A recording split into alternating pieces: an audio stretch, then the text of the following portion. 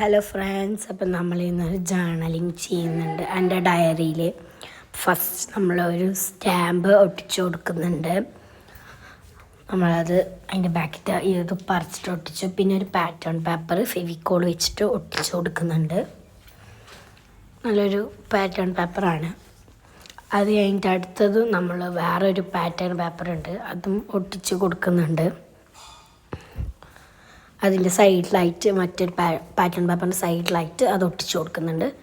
പിന്നെ ഒരു വാഷി ടേപ്പ്, നല്ലൊരു രസമുള്ളൊരു വാഷി ടേപ്പ് ഒട്ടിച്ചു കൊടുക്കുന്നുണ്ട്, ഒരു കുഞ്ഞു പീസ്. പിന്നെ ഒരു പേർപ്പിൾ കളർ ഒരു പേപ്പർ പോലത്തെ ഇതിൽ ഫെവിക്കോൾ വെച്ചിട്ട് ഒട്ടിക്കുന്നുണ്ട്.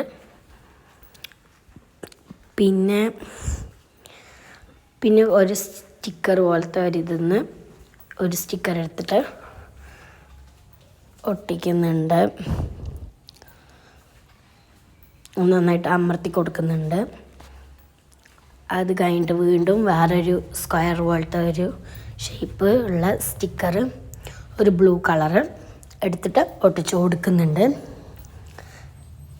പിന്നെ ഞാൻ ഉണ്ടാക്കിയ ഒരു പേപ്പർ, ബ്ലൂ തീം ഒരു പേപ്പർ ഒട്ടിച്ചു കൊടുക്കുന്നുണ്ട്.